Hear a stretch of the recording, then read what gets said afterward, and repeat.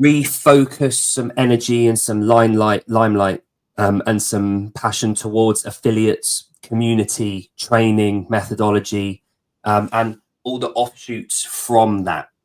Now, I had a show yesterday where I was just talking to myself for half an hour, which is a really odd thing to do online.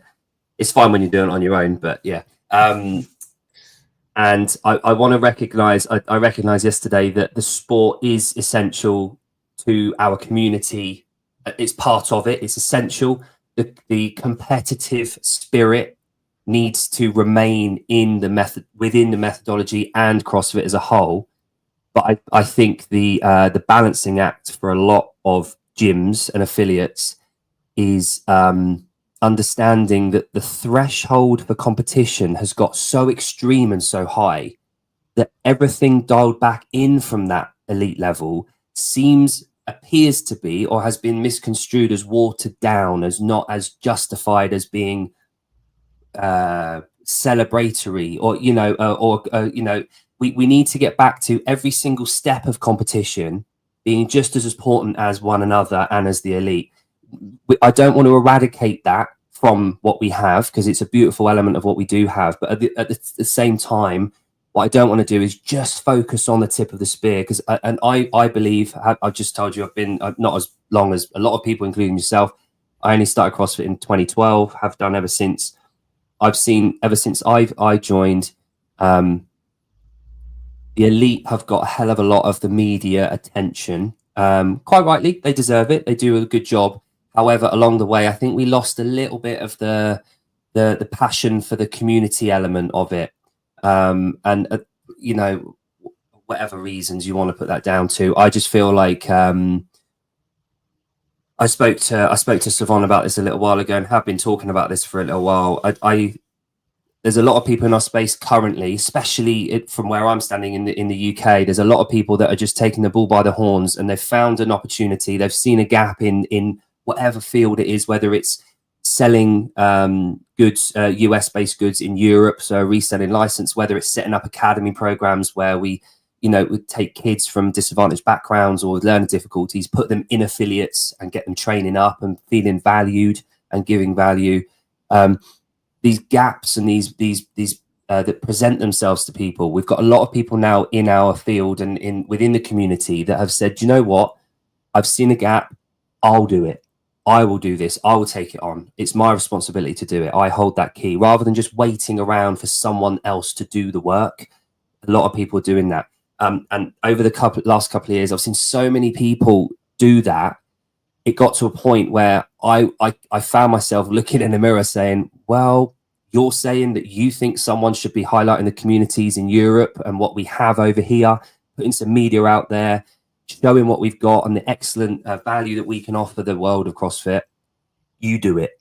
So that's the whole purpose of this show. It's to highlight, to elevate everything that we've got in Europe, but alongside everywhere else in the world, whether it's third parties, whether it's companies like GORUCK, whether it's that program that I talked about with Hannah in the UK, whether it's actual individual affiliates, talking to them, getting their ideas, showcasing how cool they are, what they've done, the work they put in, thanking them. It's all part of what we are as a community. And I feel, along with so many other people, that is what needs to be celebrated alongside the other bits of what we have to offer. So that's the whole point in this show. So hopefully that goes some way to answering that question. That's awesome. Very commendable, man. That's great. I think that you're telling a good story, so keep it up. Thank you. Yeah, and again, it's just highlighting what everyone else is doing, really. I'm a reseller of everything.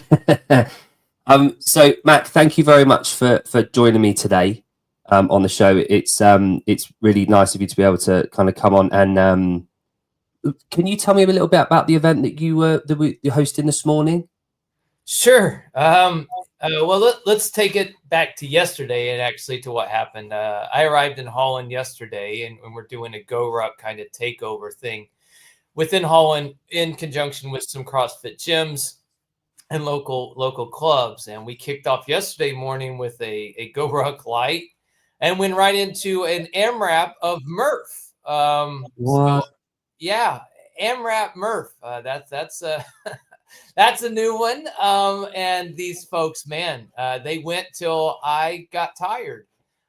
Which some folks end up getting about 2 rounds of Murph, and some folks got about a good 4 hours of PT yesterday. And crazy enough, these people showed up this morning, about 30 in total, for a coffee ruck. And what we did is we met up, walked approximately 2.5 kilometers through the city center here in Tilburg, saw some sights, swarmed a local coffee shop, overwhelmed them. And along the way, we offered the opportunity to discuss some things like, hey, why do we do things like Murph? Why do we do hard things? How did you feel during that workout? And why those things are important. So we've already kind of covered a wide variety of events here, and we were just getting started. But the goal is just to come out and link up with these affiliates that are doing great things at the grassroots level, talk to them, meet their community, and also just kind of offer another way for folks to get moving. I've seen the most kind of, well, I'd say it's a lot easier to kind of have these conversations with someone on a ruck versus trying to do, burpees, or, hey, let's go for a run together, and one person's trying to keep up or the other person's out of breath. And about 20 minutes into these rucks, you'll see kind of barriers, and people will let their guard down a little bit. And that's exactly the point. We need to talk more with one another. We need to get outside more. We need to enjoy one another. And that's exactly what happened this morning. We end up doing about 7K in total. So this poor community has just got to be like, man, this Mac guy is a maniac. They were told 5K, they did 7, but we had a great time. And along the way, these guys are earning some super cool patches. They earned a GORUCK Takeover Train patch yesterday. Some of them have already earned 3 patches in less than 24 hours, which is pretty impressive. And of course, we want to reward people's hard effort and getting out and doing things, and we have thus far. So we're just getting started here in Holland. To be honest with you, we've got a couple workouts to include our tribe and training workout on Wednesday night at CrossFit SFS. We offer a monthly kind of themed workout. This one's called Laughter.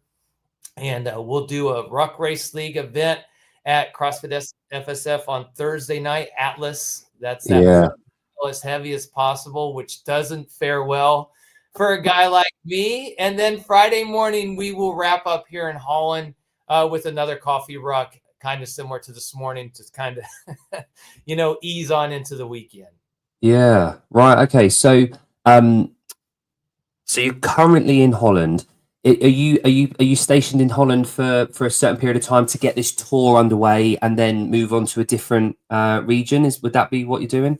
Well, we do these takeovers, and just to peel that back a little bit. I live in Germany. I work in Germany. I work remotely for GORUCK there, taking care of all things kind of GORUCK Europe, to include our warehouse, customer service, and these events. So both these gyms had reached out, expressed interest in wanting to do something or make a bulk purchase.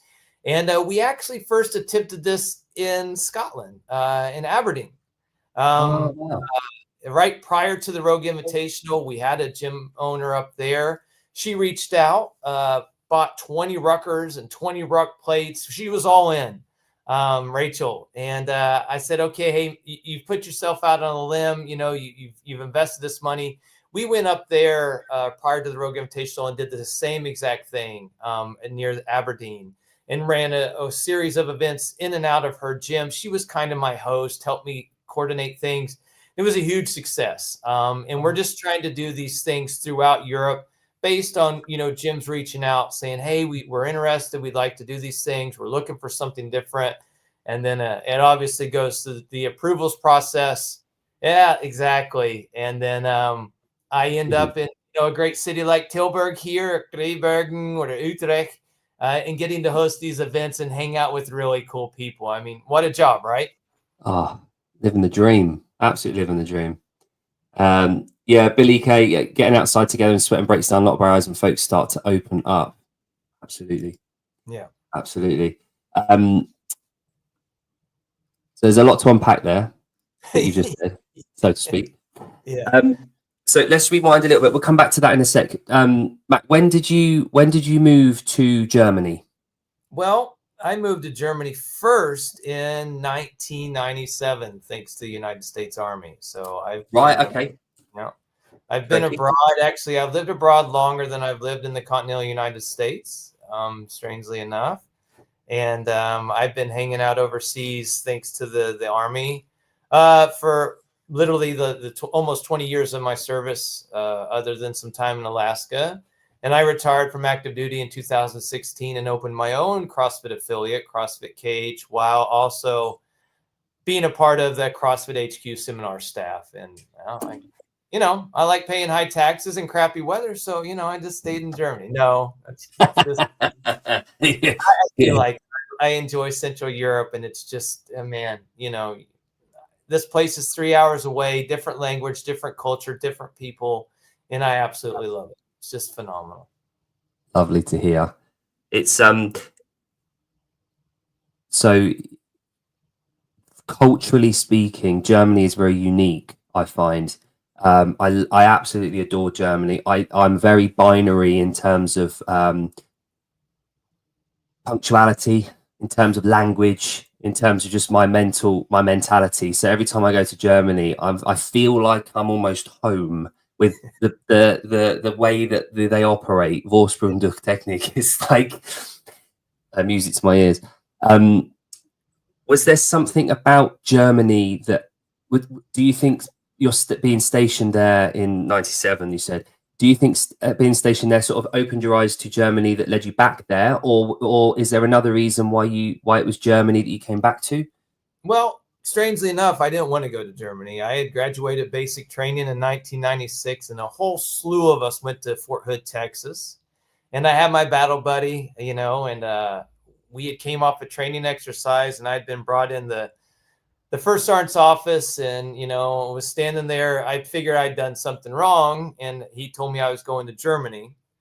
And I quickly told him that I didn't want to go to Germany, to which he replied, well, you don't have a choice. This is how the Army works. And I told him, well, I don't speak German, so I'm just going to stay at Fort Hood, Texas. He straightened me out, and kind of things work. And then I came over here, and at that time, the war in Bosnia was still kind of, in the later stages of it, kind of wrapping up.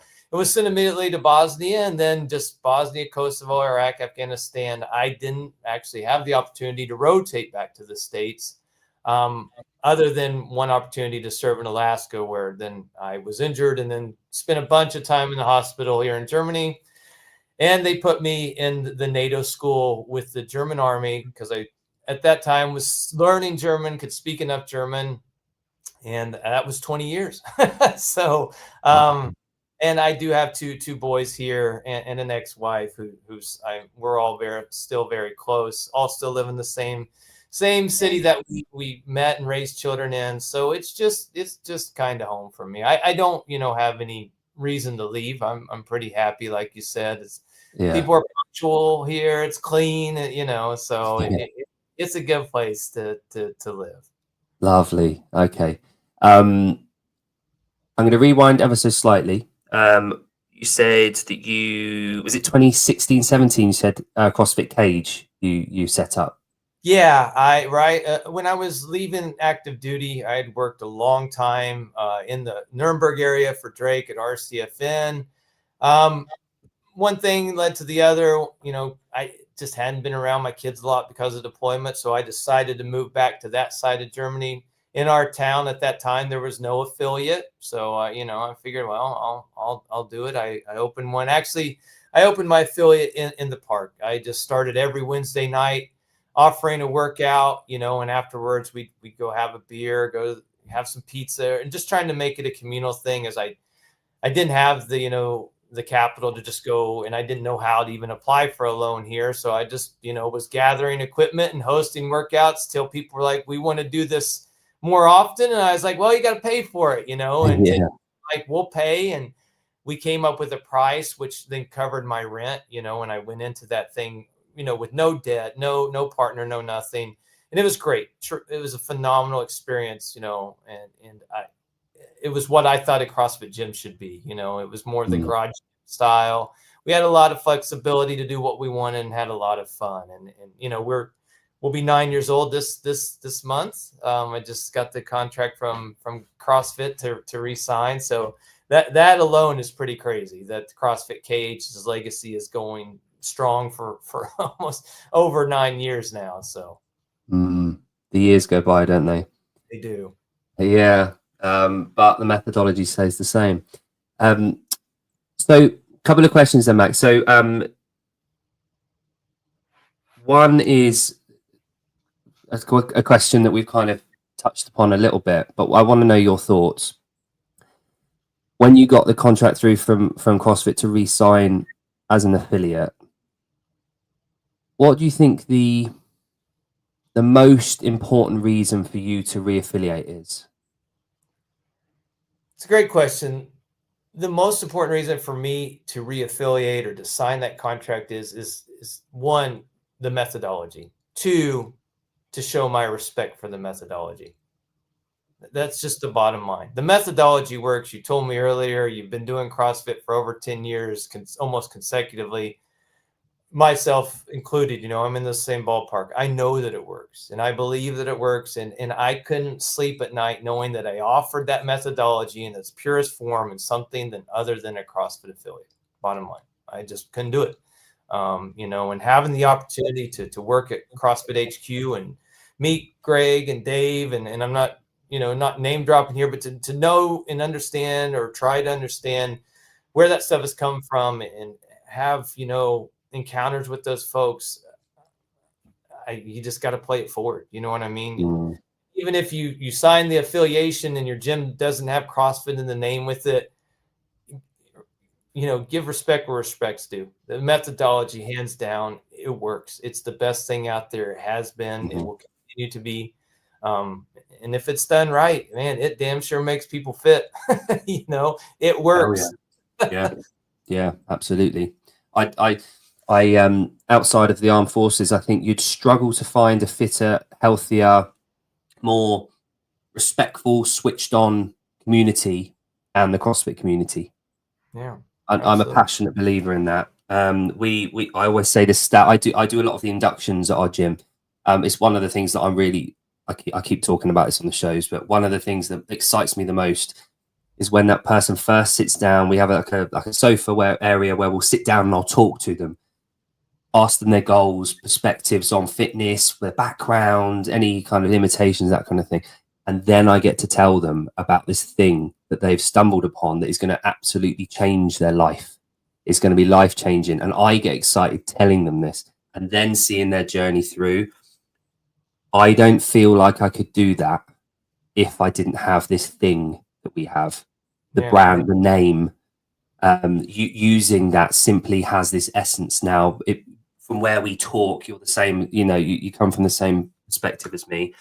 And it's lovely to hear those voices. It's lovely to hear that passion from other people in the community, which is lovely. So Matt, you opened your affiliate in 2016. At what point did the seminar staff come about? Was that something that you tried to go for, or did someone ask you? I got on the seminar staff approximately in 2014. I had hosted a seminar in Alaska we had an affiliate on base there. Brought the team up there. We had a great time. And at the end of the weekend, they were like, "Hey man, you should do the seminar stuff." And I was like, "Yeah, whatever. I'm a soldier, man. That's all I want to be."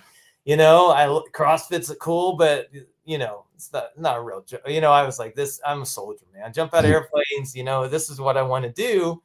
And then I told someone, you know, that I was close with, Vic, the guy that opened CrossFit Anchorage. I was like, "Hey, man, these guys were telling me about seminar staff." And he's like, "Do you know who told you that?" And I was like, "You know, it's some guy, you know." And he's like, "I think he was in charge." He's like, "Look, man, if they're telling you should do this, you probably should give it a shot." So do together a resume, send it into CrossFit, and then CrossFit came back and was like, "Oh, we really don't need anyone in Alaska, but hey, we'll stay in touch."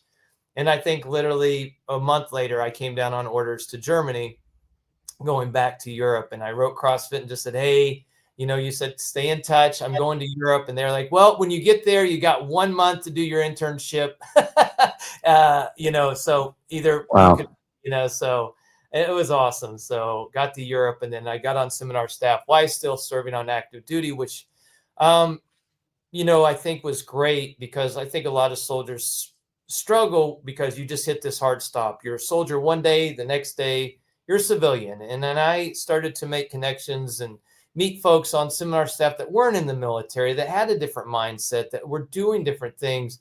And it opened my eyes, to a whole nother world that I joined the military when almost right out of high school. Although I didn't have much other, kind of life experience. And it was hugely beneficial to me to have that in my back pocket.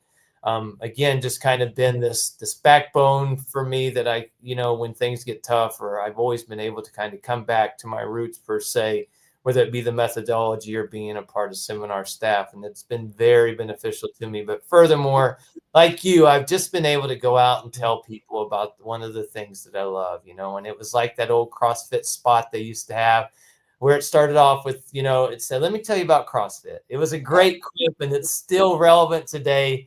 And I feel like I get to live that video spot out every time someone comes in, the affiliate, or I'm on a seminar. That there was a point where I'm sure every single affiliate website had that video embedded at the bottom of the page, or on a dedicated page itself. It was such a decent tool for everyone to have, as a lot of those pieces were good. So last thing about the seminar staff, what's the what value? This sounds like a strange question to add, because from my perspective, I've never been L1 seminar staff member. From my perspective, all the seminar staff are doing is giving. It's give, it's give, it's give. What do you get from being on that seminar staff every time that you host a weekend? What do you get from that? Well, I think it just goes back to what you said. It's not about what I get, it's what I can give. And I'm not looking for anything in return. If I can change one person's life, or however many people lives I've potentially changed through being able to work a seminar, that's great. But what I get to do and what I get to give during that far exceeds what I'm going to get in return. What I get is I get to show up every weekend, and I liken it to jump master duties in the Army. I would get assigned 3 or 4 people on my jump master team, may have potentially never known them, or worked with them. But I knew that these individuals came with the understanding of a standard and a methodology of doing things that was top notch, and that right there gives me a sense of motivation, purpose, direction, and just being part of something bigger than myself. So that's what I get out of it, big team, little me kind of concept. But what I like most about it is what I get to give, and its experiences, and the opportunity to share, my passion and love for something that has changed, if not saved, my life with anyone that'll listen, and that's an amazing opportunity. Absolutely. I heard someone say once before, and I've adopted it myself, is that we're a conduit for this powerful thing that we can pass on to people, and that's my role in all of this. I'm able to take this thing that I know, that I love, and is part of my life. My kids have been born into it and raised by it. I get to pass this on to these whole bunch of people, whether it's coaching each session that I coach, whether it's my personal training, whether it's my induction process at the gym, the ramp up sessions. I'm off to the French Throwdown next weekend. All I'm going to do there is walk around with a camera and talk to the community about why they love CrossFit. That's all I'm going to be doing. And I get to do that. I get to be that conduit. And I think like a lot of things in life, I turned 40 this year. So I've obviously gone through a midlife crisis of some way. You realign your value set, your role in life. You realize you're not central, you're periphery at best. So what can you do? What part of that link? And I guess someone like yourself that's been in the in the armed forces, in the services, you learn that at a very young age. You are part of a much bigger system. You're a cog in that system, in that machine. Whereas regular folk like me, we don't really get to learn that lesson until we find something similar-ish. I think CrossFit does that. It makes people part of that community that we've got. If you feel like you're part of this community that you've got at your gym, that opens the door to this global community that you're part of. We feel like we're part of something, which is another reason why in 13 years of being at affiliates, I've not once known as a theft. Not once. No one's ever stolen anything at any of the gyms I've been at. And there's a reason for that. CrossFitters work for what they work hard for what they want, and they respect the community around them. It's a beautiful thing that we've got. And like you said, you're on the front line of that, bringing in the new level of coaches on the L1 seminar staff, and obviously, you know, people that aren't necessarily wanting to coach just for their own knowledge. But you get to be on that front line and you know, educate them on that. So that's a really good way of thinking about it that you put. So seminar staff, GORUCK. Obviously we've talked about your military background, so I'm assuming you know your way around a ruck. How did you come about working with GORUCK? At what point, and how did that come about? Well, funny story. When I left the military, I said I'll never put a rucksack on my back ever again, ever. You know, and I was like, I've done it, lived it, great. And then the pandemic hit, you know, and for us, it was pretty tough. Obviously, my gym was closed, as was most people's gym. And I was going stir crazy. We were trying to work out in the house. Neighbors were complaining. And lo and behold, you know, I had a GR1 that we had gotten at the Whistler CrossFit affiliate gathering. I don't know the official term of it, you know, and I had the old Army rucksack, and I was like, I got to get out of this house. So, you know, I did like 1,000-meter radius around the neighborhood and didn't get stopped. No one questioned me. And I felt great. It was so nice just to get outside, you know, and then I just started increasing that and increasing that. And I was like, wow, man, this rucking stuff's kind of cool if someone's not yelling at you or trying to kill you, you know? And then consequently, at the same time, I had worked for Jimmy Letchford at CrossFit, and he had moved over to GORUCK. And we were in talks like, hey, we're looking to expand to Europe.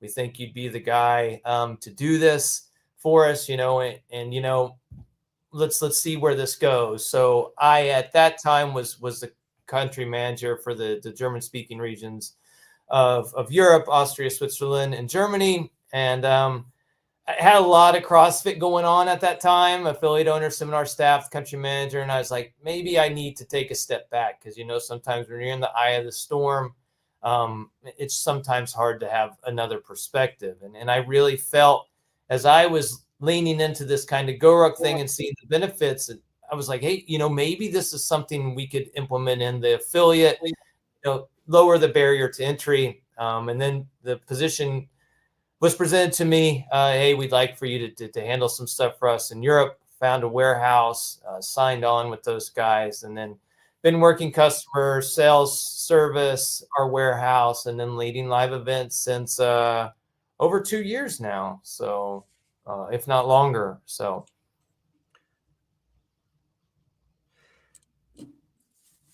Are the ideas and obviously the promotional tools like you just mentioned, are they something that you design yourself, ideas that you come up with, or is that kind of, has GORUCK got a team that decide all that?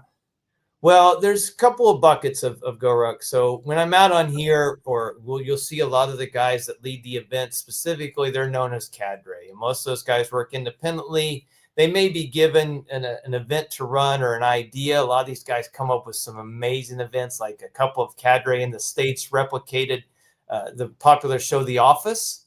They did a ruck where you had to go around the city in which the office was filmed, and you had to find clues and you had to do tasks. And there's other cadre like 80th anniversary in Normandy, where we hosted a 50 miler. We hosted some of our challenges on the beaches of Omaha and Normandy. So it's very fluid. My role is very, I guess, hybrid in the fact that I work for GORUCK LLC as itself, and then get the opportunity to go out here and do these events, which is great. To be honest with you, I really enjoy being out in the community and, again, sharing my passion for rucking and the opportunities that's afforded me during the COVID time, and then through some injury issues, learn and play new sports. And every time I do, I seem to break myself. So rucking's kind of been the consistent thing here that's kept me in the fight. When I couldn't, snatch a barbell or couldn't, do everything I wanted to do otherwise. So with that being said, there's obviously some challenges in presenting the European, let's just say, culture ideologies to American company, and that's where I'm trying to do, is meld those things. Obviously, the way some of the events run in America, because soldiers and military service is recognized or seen differently, we may not do here. That doesn't mean that we're not going to bring people together, get a rucksack on their back, maybe do some burpees and have a good time, and hand out some patches at the end of the day. That is consistent, and that's what we're going to do. There's a lot of uniqueness, and we did in Aberdeen, for example, we did a William Wallace tour. So we did a ruck checking out things with William Wallace. We did a scavenger hunt where people were like, I've lived here my entire life and didn't even know this stuff was here. How did you find it? This was great. And that's exactly what I'm trying to do when I'm out on these live events. Behind the laptop, what I'm trying to do is, especially for folks in the UK or outlying places, making sure that they get their gear, their orders in a very, short amount of time. And if there's any issues with it, all the gear's got a lifetime warranty, handling those things, and while continuing to drive brand awareness and growth. So I'll be hanging out at the French Showdown next weekend. So, amazing. Yeah, helping out the folks at Fit Aid. They're a great partner to us, and trying to learn from folks like Fit Aid, who, and Rogue Europe, and these guys that have expanded over here and are doing well. I am a one-man show at the moment, and there's lots of, plates that I'm turning, but man, it makes it all worthwhile, like being able to come hang out in Holland for a week and do these events with these folks, and people just coming up afterwards saying, I would have never thought to do this. This was amazing. I had so much fun. That in itself makes it, all the other stress and struggles, definitely worthwhile. Yeah, for sure. It's as I said, it's one of those ones where, not having been in the military, I didn't see rucking as, I knew what rucking was. I knew rucksack. I knew, I've obviously had bags on my back before. I carried my kids up hills on, when they were younger and that kind of thing. So I'm aware of the type of fatigue, exercise, feeling, the hard work that goes with it. But I signed up I had Bill Anthony's on a couple of weeks ago, signed up for Ruck Race League that you've mentioned, and did the first workout. Now, you mentioned that Atlas, the second one, isn't made for someone like yourself. Let me tell you something. The first one wasn't made for someone like myself. I had 47.5 pounds in that bag for an hour. And I've gone from no experience of rucking or what to expect to doing that. And I had drastically underestimated how that would feel. And then I got to see the results people have been putting in. 14 kilometers in an hour at 20% body weight in a bag. That blew my mind. I was like, how did you over double what I did? And then I realized something. People are actually able to actually run with this weight on their back. He's a beast, and I wouldn't encourage that running, I think, like in your instance, just starting out, getting out there, moving, is a great thing. That's a great start. I think there's you got to find that balance, but getting out there, an hour is a long time, when you're carrying some considerable amount of weight on your body. But, how did you feel afterwards? Incredible. And you know what? I had it as part of I'm doing this kind of hybrid training at the moment where I'm mixing up my programming. It's within the realms of CrossFit, and I'm trying to involve different speciality elements in the week cycle. So the ruck was one of those that was outside of the gym that used the fitness and strength and power that I've developed in the gym, and I'm using that for purpose, rather than the purpose being in the gym. And it was reassuring to know that the training that I'm doing is carrying over quite well, but also it was this lovely moment where I took the bag off, and like you said earlier, that instant feeling of relief and hard work, and I had done something purely for me that was outside the gym, and I'd earned it. And I would never have done that had I not had Ruck Race League inform me that that was the workout, grabbed that ruck and gone about doing it. I would never have done that. And I felt so pleased for myself, but also to again, we talked about this, being able to pass that on. And one thing that's come out of this is that my colleague Dan Bonnet, who owns the gym that I'm at here with his wife Erin, he was a serving soldier, so he was in the UK Army.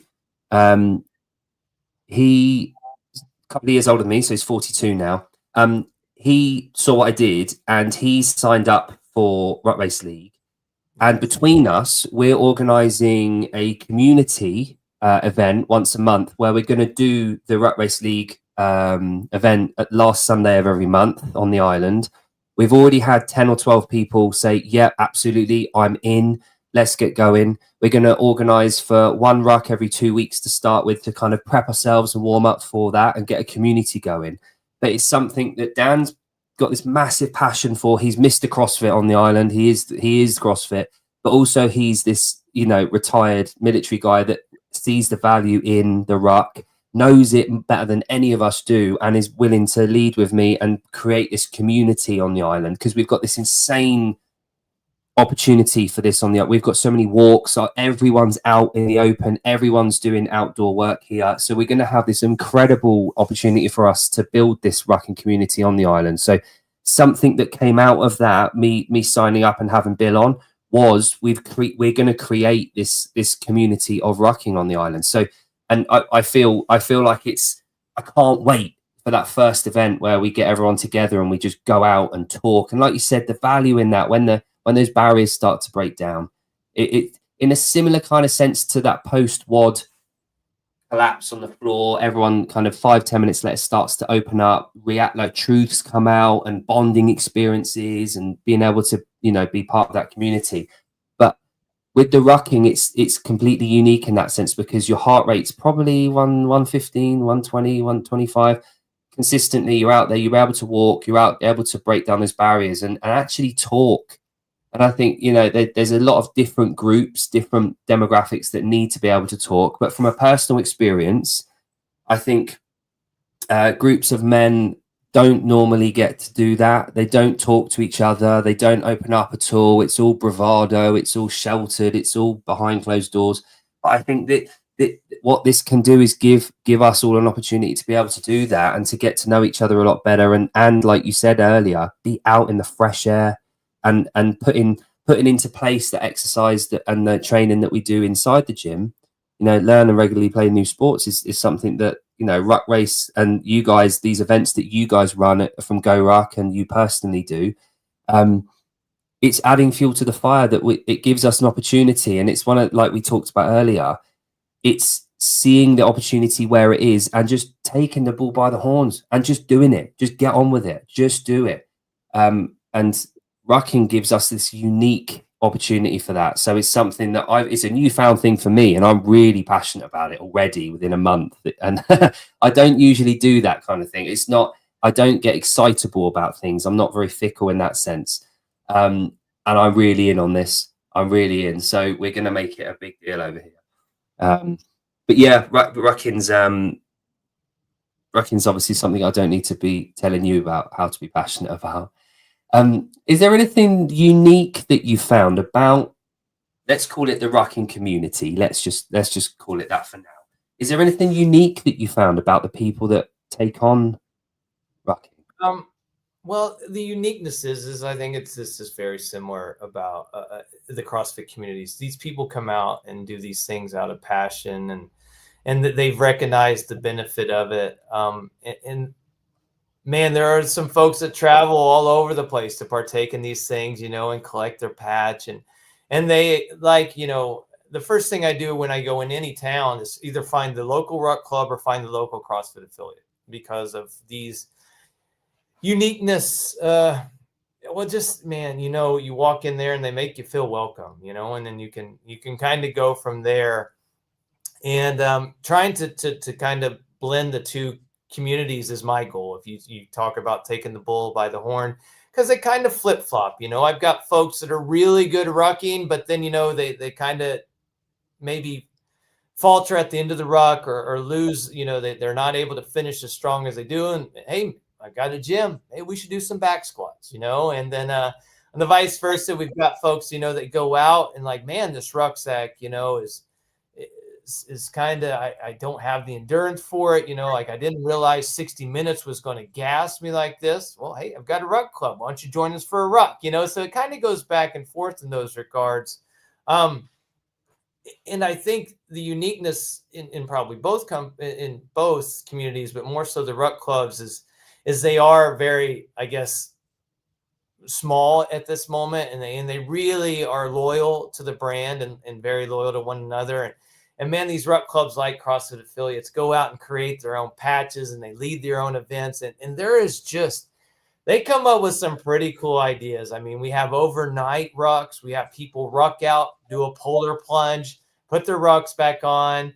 We've had the beer mile. We've had, so there's a lot of variance here. And I think if you are a gym owner or a ruck club, if you can kind of find a way to take advantage of all the variants that rucking offers, because the bottom line is all of us since a very early age have had a backpack on our back. This is nothing new to you. Now in barbell snatch, we all didn't grow up, doing barbell snatches. So there can be some fear, intimidation from that. And the great thing about rucking is weight is the ultimate equalizer here. We think about this upcoming event, Atlas, as heavy as you can get that ruck. Holy cow. That's pretty intimidating for me. Like I can put 20% of my body weight in a bag, run for 60 minutes, but I also need that variance. And just due to some injuries after snowboarding and cycling accidents, a lot of times I have to scale things and it kind of, my strength training sometimes suffers. But this gives me another kind of stimulus that can help me continue to get stronger. And like you said, get outside. But there's a real uniqueness in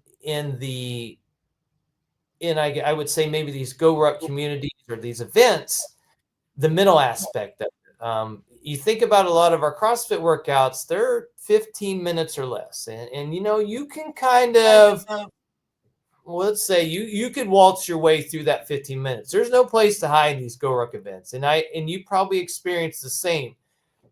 Think about maybe a little bit of the mental roller coaster that you went on during that 60 minutes. Because I'll tell you, up to minute 30 of that thing, I was feeling good. And at minute 31, I checked my pace. The weather got not so great. And then those voices of doubt started to come in there. Something like what you would experience in Murph, maybe Chad. And I had to fight through that. And the resiliency that I think that rucking offers you sometimes, maybe we don't always get that. Yeah, man, you've got to fight hard to stay in. If we want to, a sub 5 minute Fran, you can't give up in that 5 minutes. But it is 5 minutes, So I really like the uniqueness in the programming that I use for rucking, which typically will be one heavy ruck, 60 minutes or less, where I'm somewhere in the ballpark of, let's say, 20 to a 30 to 35 kilo ruck. And then one ruck a week that is 2 to 3 hours with, let's say, 10 kilos. And I'm walking every day. And I will tell you, for my mental health and even for my own physical health, walking twice a day has done me wonders, and I would really encourage anyone, and it's a great place to start. And you don't need a GORUCK bag per se. I encourage you to get one. You'll enjoy it much better. Throw whatever you got in a bag, a little bit extra than your body weight, whether it be 10% more, 5% more, is going to benefit you greatly. 20 minutes out there, throw your phone in your backpack, don't look at it, and just try to enjoy being out there. And you'll be surprised what happens after about 20 minutes. Yeah, funny you said that. The bit that got me, and I'm not very competitive at all. I enjoy competition, but you know that my wife's got it. She was an Olympic athlete, and she's got this. Everything's a competition, whether it's her brownie business that she's got, or whether it's at the gym, or whether it's cycling next to the kids and she won't let them past, or whatever it is. I haven't got that, but it got to 30 minutes. I looked at my watch and realized I'd done like just over 3K or something. I wasn't pushing, obviously nowhere near hard enough, right? And then it hit me that the guy that I was currently, because I did it on the day before, so 30th of April, wherever it needed to be in, he had done 7 kilometers at that point, and he had just done what I'm probably not going to even get anywhere near in the hour.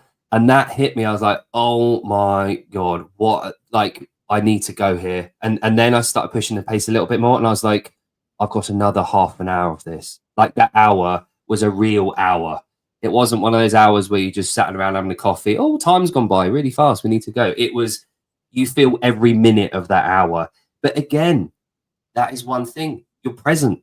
You're in the moment. You're right there. Time slows down, and for a lot of us, that's all we want. We go on holiday for to slow time down, or we ask for another day behind, or where's the time gone? If you really want that time back, do hard things, because I can tell you now, time slows down when you're doing hard things.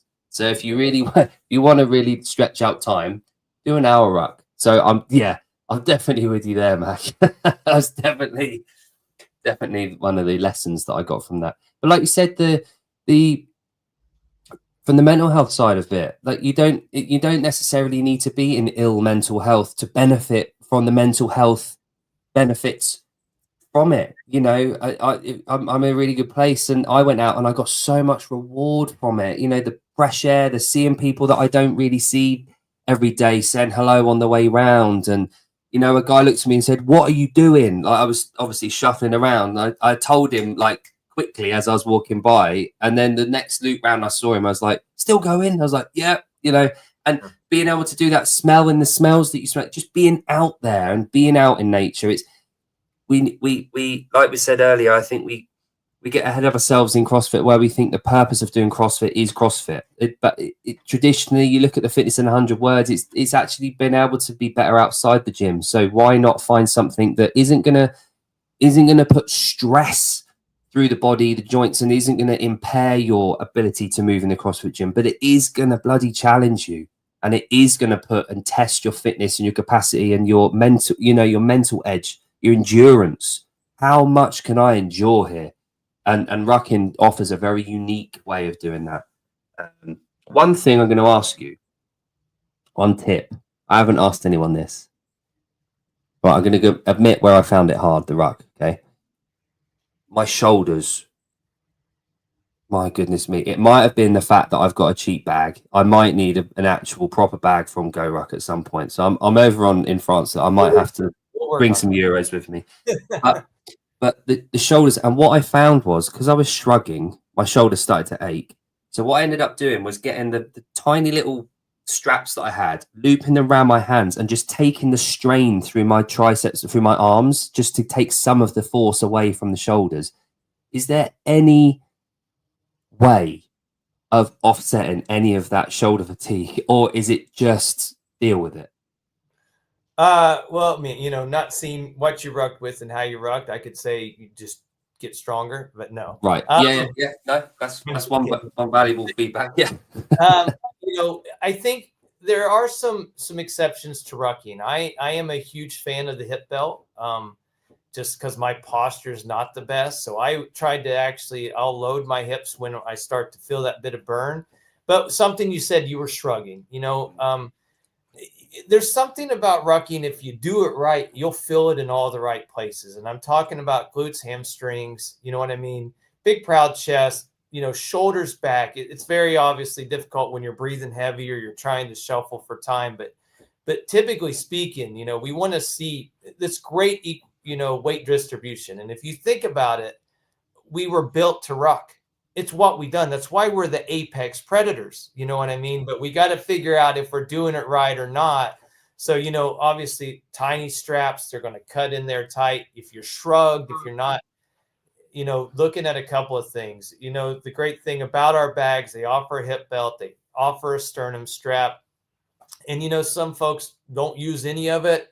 I use all of it, you know, and I just from, you know, backpacking, hiking, I'm a big fan of, if I start to feel that burn, and I'll adjust the loads constantly. But what we often see, and probably what the case was in your instance, is that load was hanging low in the bag. So what you'll typically see in military packs and even traditional backpacking, where ours bags differ, that load's going to sit between your shoulder blades. It's going to sit a little bit more higher, so you don't have that gravitational pull on that load, which is then digging into those shoulders, digging into those traps.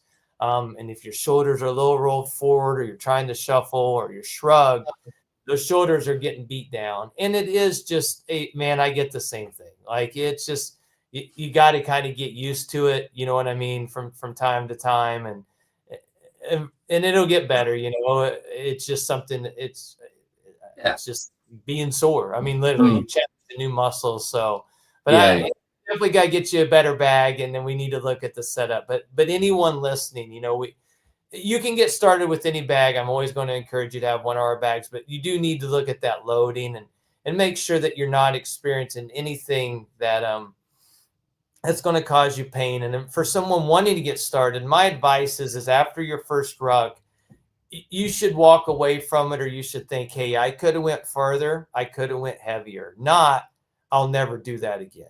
That's not the experience we want you to have. That's not the experience that I want you to have. I want you leaving that experience like, oh man, I probably could have had a little bit more in my bag. I probably could have went a little bit further, but that was my first ruck, and be happy with that. You got time. Well, if coming away from it and thinking I could have done better is the goal, then I definitely did that. Yeah.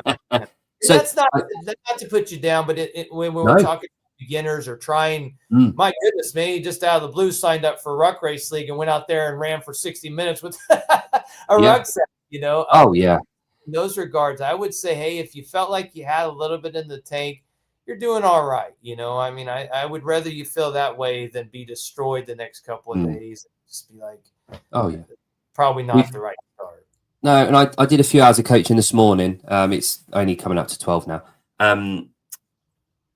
And we're doing back squat 1RM, right? So that was on the workout for today. And a guy that's only been coming for the best part of 3 weeks was in the gym. He's got poor dorsiflexion in the ankles. He's quite a long limbed. He's got a long femur, so he's never done back squats before. We've got the guys doing the back squat 1RM. We've got him in the corner box squatting because he's nowhere near depth at the moment. We want him to learn the back squat. He's been going through the motions with, you know, the med ball and doing, you know, goblet squats and looking at his mobility. But today we thought we'd give him a sense of what a back squat felt with the bar on his back to a box. He's looking around the room and seeing people loading up. You know, my wife was in the room. Her mum, a games athlete, Karen, who's been twice. She just won Wadapalooza at the age of 67. She's back squatting 95 kilos, you know, for a 1RM, which is whatever pounds that will be, 250. It's a lot, yeah, she's doing well. But this guy looked around and saw everyone in the gym doing it. But he because of the way that the environment that we were in, he felt motivated, even though he had a 45-pound bar, so 20 kilo bar on his back, box squatting. We were looking at his mechanics. We were making sure he's moving better and understanding that feel of the bar on his back and the strain going through the shoulders because he hadn't, you know, when people struggled to get the bar on the back.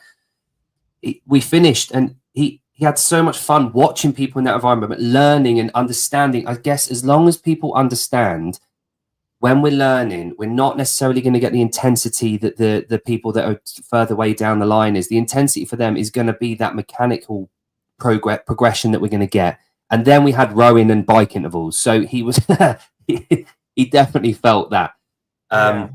So, but coming back to what you said about rucking, You know, I know full well one thing that I talked about yesterday when I was rambling on my own was regularly learn and play new sports, especially for coaches in CrossFit, is so important, because what it does, it reminds us what it feels like to be a complete novice at something. You do not know what you're doing at this. You need to listen. You need to learn. You need to be coachable. You need to put in the M, you know, on an MCI chart, you need to put in the M first. You need to learn what you're doing and then consistently do it. You need to earn that intensity. And something like rucking is a really simple, repeatable, measurable way of doing that we can observe and we can use as coaches. So something, again, what probably why Dan and I are so passionate about it is because it's something that we can learn again and be new again at, and it gives us that opportunity. So whether you're a newbie at the gym, whether you're a advanced CrossFitter, whether you're a coach, whether you're an affiliate manager or owner, I think getting involved with rucking is such an important and useful tool for everyone to be involved with. Which is why having companies like GORUCK around, offering their services and having these events on to demonstrate why it's important to have a good ruck. And my experience with it the other day, I clearly need a better bag. I think mine was 20 euros or 20 pounds from Temu last year, which does the job getting my lifters from A to B and having a couple of patches. But in all honesty, we all know you get what you pay for. You need quality. If you're going to invest in something, let it be something that you can use time and time again. And also it doubles up, doesn't it? Rucking. You can use it for your sport, but also day to day, guess what? You got yourself a bag to carry around stuff. Let's peel that back real quick. And I'll try not to go on a tangent, but to your point about the back squat thing, we do make more than just GORUCK back, the ruckers. We make sandbags, and through my injuries and through forms of scaling, but last but not least, providing our athletes with constantly varied, we've found that sandbag squats are a great opportunity for athletes struggling to get that back rack position. Throw a sandbag on their back. At the end of the day, we've got to boil this down to, hey, you need to squat. I want you under load. This is how you're going to do it. Now, you can use the sandbag, or you could take it a step further. When I put a backpack on your back and I fill it with whatever's in it, and everyone in the gym has a backpack on and they're doing back squats with it, how does that athlete then feel when he looks that everyone just got a backpack on? Because we don't know what's in your backpack, similar to life. We're all carrying a backpack. So, as we're talking to the community and trainers, this backpack is a great tool and resource to sometimes avoid that awkwardness or to keep the egos in check. Hey, man, everybody's got a backpack on. You don't need to communicate, hey, that person's got 40. Hey, we can stuff weight in those backpacks, everyone, and that's some of the beauty I've seen with using GORUCK equipment within, the affiliate within training. It just kind of makes, again, weight being the level playing field, but it's visually, it's different because we're not looking at a barbell with 95 kilos on it and I'm using a barbell with 20 kilos on it. I got a rucker on. She's got a rucker on. I don't know what's in her rucker, but, I know she's struggling to squat. I know I'm struggling to squat. So we kind of water it down to that most basic level. And yeah, man, it's a plug for our sandbags and our rucks because it is. It's a great tool. I mean, this is as high as my arm goes. It doesn't go any higher. Right. So it's due to injuries. So barbell on my back, not real easy. I can get a rucker on. I can get a sandbag. I can scale. I can still participate in the workout. So, for those coaches or even you at home struggling to find ways to supplement fitness due to injuries or scaling, check that stuff out, and obviously if you drop a sandbag on your floor, it's going to do a lot less damage than a barbell and takes up a lot less space. But we've found it a really great way to just give our athletes something different, because as CrossFit coaches, that's constantly what we're trying to do, right? Provide that variance outside margins of experience. And I've seen that rucksack bring some folks to the margins of their experience real quick, where they had thought, hey man, I can back squat 95 kilos. Why is this damn rucksack kicking my ass right now? Or why is this 80-pound sandbag so tough to maneuver? And it's like, well, that's the whole point, right? That's what we're doing. So I would encourage gym coaches, if you're training on your own, to look at those options that the sandbag and rucksacks give you in terms of space, scaling, and last but not least, that constantly varied element that we really, really want, not only as CrossFit coaches, but I think that's what most people in general need. Yeah. Oh, hell yeah, mate. I totally agree. And there's a reason. So I have a copy of this laying about wherever I go, and I homeschool my kids. So this basically has formed a lot of the educational stuff that I give them personally from my own accounts and my own thing. And there is so much value in what you've just said. Moving to the fringes of what you're capable of or aware of, understanding that it all relates to the same purpose, the same drive, and the same thing that we do. And do you know what? I've written that down. That idea of sandbag squats. We do sandbag lunges. We do sandbag reverse lunges. We do sit. Sometimes we offer a sandbag ground to overhead, clean and jerk overhead. But I have never thought to do sandbag or backpack squats as a reserve or as a scaled option. I've never considered that. So thanks for that. That's definitely going to be starting to get used at the gym. And that's also a great way of selling the idea of joining the ruck race, joining the ruck club that we're establishing. That's a great way of doing that, And again, ruck club workout on a Saturday afternoon. Rather, it doesn't have to be involving a ruck necessarily. I mean, it should, but we can also set up a ruck race, ruck league session where it involves the ruck, and we move just like Murph does with the vest for the elite people or people that want to do it. That extra load. I've taken most CrossFit benchmark workouts and adapted them to be done with GORUCK gear. And my colleague she's on seminar staff too, Jala, and she had created this force multiplier course. It's a sandbag rucksack coaches course where literally you could run a gym just using our gear. And a lot of the fundamentals are the same, movement mechanics, but again, that back rack position for a lot of folks, they're just not there. We eliminate that because it's a closer grip with the sandbag or the rucksack. Your arms can hang at your side, and I really feel that you can. I know, and I'm a testament to it. I participated in diesel days with literally this condition in my arm and did just fine simply using our sandbags and rucking. I couldn't get a barbell over my head. Survived 24 hours in endurance event put on by Tosh and his crew out there, and did just great, and I really feel that if someone was limited on time, space, or limited on maybe space and resources, they could open up a small affiliate with maybe potentially a handful of barbells, a handful of pieces of GORUCK gear, and drive people to an insane level of fitness, just keeping it simple. Really developing that GPP that folks need for everyday life, have a little bit of fun. But to your point, as a gym owner, that's one more bucket that you have, or one more lead that you have to offer your community. Hey, folks, today we're going to do and that speaks to other folks. So there's another marketing tool that you can leverage. You're engaging a whole nother community. And the barrier to entry could be even lower, and it may be every, 2 weeks we offer a GORUCK training sandbag style workout, which for some folks really appeals to them. They just barbell ain't their thing, which I get it, So as a coach, you've got to one up your game to learn how you're going to implement these things. The movement mechanics are the same, but they're different, How's your programming look? And then how do you market that? And then look what your members get out of it. They get another kind of tick in their belt here, another learning experience, another training experience, which I don't know many members that are going to complain about that, No. And Matt, we've got to a point where I think with the evolution of CrossFit, and we talked about this right at the beginning about that competitiveness within CrossFit. And I personally think we need to reestablish those levels of thresholds, and every one of those is as valuable as the elite. I think everyone needs to have that slight bit of competition in the training. We've come to a point where we've got so many brains involved in our community that we're starting to see these offshoots of competition and sport that aren't necessarily that classic 1 day, 4 workouts, final at the end, 1 heavy lift, 1 metcon, 1 rig piece. We've got that's established. What we're seeing these offshoots, we've got things. There's one that just involves ergs. We've got ATHEX in the UK, which is we're taking away gymnastics elements and Olympic lifting. Obviously, clearly, you've got High Rocks that I believe is an offshoot from what we've established as a community.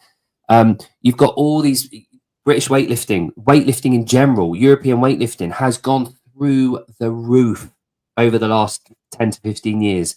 And that is, I put that down, and I know a lot of people at British weightlifting, so they won't take offense to this. I think a lot of that is to do with CrossFit gyms and the community that we have. A lot of the best CrossFit, best weightlifters in Europe now has came about by doing CrossFit initially in the teens. We're responsible for that. And as a result, our community has grown so much that people need and require different types of competition and different tests of their fitness. And where I see rucking is that is one of the essential primal, like you said, types of event and types of competition and type of test that we can do. And one of the things that I love about CrossFit is it was the anyone can do this. You know, it might not be everyone, but anyone can do what we do because of that infinite scalability that we've got at our disposal. And rucking is its purest form of that. You know, you can have an empty sack on your back if you wanted to, if you were at that point. The distance is scaled in. So, you know, we talk about the distance, the time, and the load. That's perfectly manageable with rucking, and it ticks all the boxes. And it's again another reason why I know I'm preaching to the choir here. Another reason why I'm really on board with it. So last one from me, Mac, before I know I've kept you well over what you said you could do. So thank you so much for that. Okay. This is great talking to you. If I'm a gym in, I don't know, Italy, let's say, or Malta or somewhere, and I want to establish an event and I want to get in contact with you guys, do we go through the GORUCK EU website? Would that be the best way to get in contact? Well, if you'll give me I want to go back to one more thing you just talked about. Yeah, sure. And if we're talking about that elite level athlete, and if you hear it all the time, our grandparents, and appealing to both of those through rucking. I mean, our elite athletes don't need more training, but they do need active recovery, and rucking is a great form of that for them. And I think a lot of those folks need a little bit, they need some time alone, and there's a lot of, work mentally that could be done for those guys. So I think, getting professional athletes out rucking is a great thing. For maybe not the professional athlete, how many times have we encountered someone that shows up for a workout that's not in a good space, not doing their best, had a rough day at the office? So we have the rucks available. And if Maria walks in and I just see, man, it's not Maria's day, right? And then I start to brief the workout of the day, and it's fight gone bad, and like that nonverbal communication. Hey Maria, there's some rucks on the wall. Why don't you grab a ruck? Just go take a walk today. You're still going to get some fitness in, and if I can go with that person, great. Or if if you want someone to go with you, Maria, we can. But having that available so that, people, I think, sometimes force them through it, even professional athletes, through these workouts because they feel like they're obligated to do it. Whereas, hey, if we coaches, gym owners have a couple of bags hanging in there and someone shows up and it isn't their day, hey, go grab a ruck, get outside. I think that would do them more benefit than forcing them to go through that workout that they potentially don't want to do. Potentially are not in the mental state to perform their best. And then when they do the workout, they don't probably feel any better, and that's not always the case. But I do encourage folks to explore that, especially coaches and gym owners, because it's our job to offer people fitness, or I would say it's our business to offer them fitness, but taking care of them is our job. So you've got to look at how you do that. And hopefully getting out and talking to gyms and showing them the benefits of rucking and how to use that will do that. To your point, if folks want to get a hold of me, it's mac@goruck.com. I can't make it any easier, and that's not for the public. That's for my own benefit. It's mac@goruck.com. You guys can reach me there. Of course, on social media, you can reach out to GORUCK's channels, but I am more than happy to talk through and kind of customize things, from everything from a leadership event where, we go to corporate areas and we talk about being servant leaders, going out on a ruck, to anything within a gym to helping, set up a competition, or just doing like we're doing here. They're called GORUCK takeovers, where I kind of come in and give your staff a little bit of break. We may go through that force multiplier courses or a coach's workshop, but just taking some of those CrossFit benchmark workouts like Mannion, where we do a GORUCK version of Mannion. It's just sandbags and rucksack. You can do that workout anywhere. And we did it with a couple of guys in the driveway was it 2 weeks ago, man. And it was a challenge, you know. A shiny barbell is nice, man. Weight's perfectly balanced. I had to get the sandbag from the ground to shoulders. I had to squat that sandbag with the rucksack on. There were unique challenges in there, but I was out in the driveway with my bros who were all older than you, man. So, but we had a great time. We paid our respects to an American hero. And at the end of the day, that's all I'm trying to get folks to do, you know, is use our equipment to do that, or whatever they got available. Get outside and just go ruck. Yeah, absolutely. Mac, thank you so much for your time. Really appreciate getting to know you. Like I said, we'll both be at the French next week, so I'll make sure I make a beeline to come and say hi. I'll bring a few extra euros to maybe splash out on a bag. But yeah, no, that offline. We'll get you squared away. Yeah. You come participate in one of the challenges though, so you can earn a patch for that bag that we'll get you squared away with. No, I would love that. I've got a new thing about patches, so I'd love that. Thank you. Great. So Mac, thank you very much. And I'll try and get a little bit of video of us next weekend as well. I will definitely partake in that event. That sounds good. I've got another one lined up with Shoot, who are a laser gun. Yeah. Oh man, that's like a staple of the French Throwdown, and it's so good. Yeah. I'm looking forward to that. So I'm going to keep busy. But yeah, you know, fan experience thing set up. I've been part of the French Throwdown for a very long time. I'm excited. I'm glad I get to go out and support aid in the French Throwdown and have a little fun with the folks out there. So I look forward to seeing you. And if you guys, anyone watching that French Throwdown, come do the challenge, earn your patch, and we'll have a good time. Oh yeah, lovely. All right, thank you so much, Mac. Thanks for joining me, and guys, thank you very much for watching. I am back on Wednesday with Coaches Ed. I've got Julia and Jess from there, so tune in for that. Nice one, guys. Thank you very much, and I'll see you.